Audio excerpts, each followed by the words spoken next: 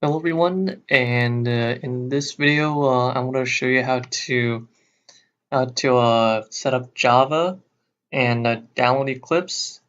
There will not be any Eclipse setting up done in this video, um, but, it will be a next one. So first, so I tried doing it last time and it didn't go very well. So instead of getting Java first, I'm gonna go to the Eclipse's website first and go to their downloads page and download the version for my computer. So I'm using a Windows 64-bit, so I'm going to get the installer for that.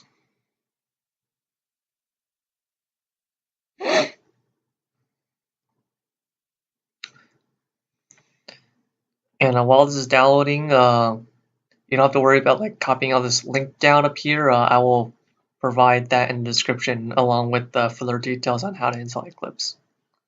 So I'm not going to make you sit for the remaining 3.5 minutes.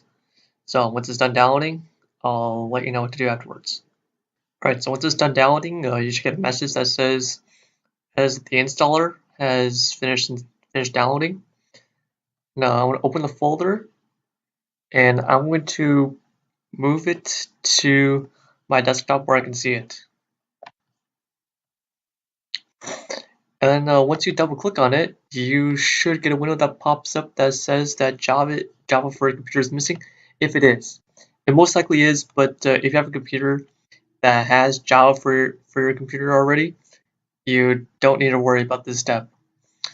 So what you do need is a JDK and the JRE.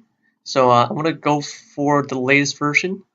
So I'm gonna download them both, and it should take you for a website that has both of these things. Well, this one I clicked on the one for JDK, so I'll look at the JDK one and accept a license agreement, and then download the one for your computer. So I'm gonna get the Windows 64-bit.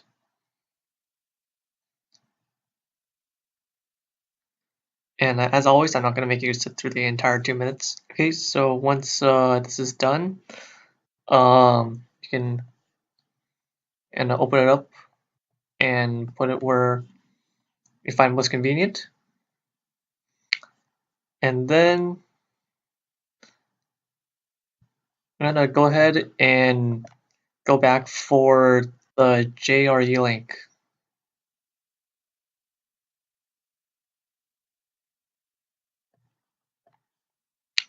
Again, accept a license agreement. And get the one for your computer. Which one to get? I'm gonna go for this one.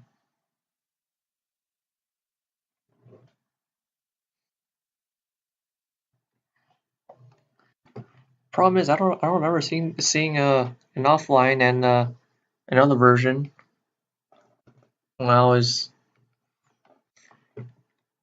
downloading it onto my other computer. I'll make sure I have the right one.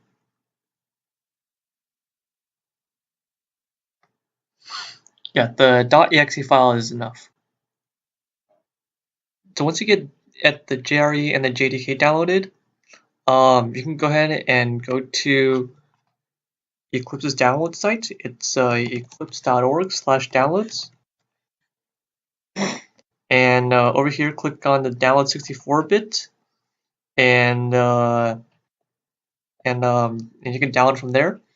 I'm skipping this step because I was testing things out just to make sure everything's working.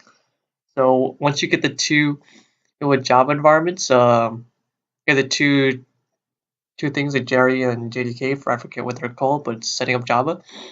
You're ready to get Eclipse.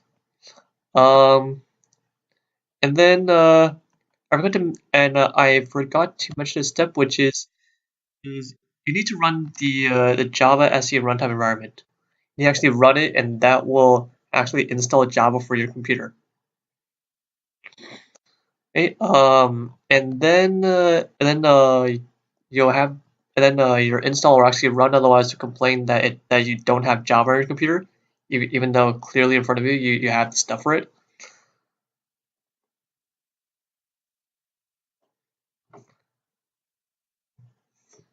Okay, and then once your installer opens, um, well, since we'll be using Java, just use the one that just use the one for Java developers.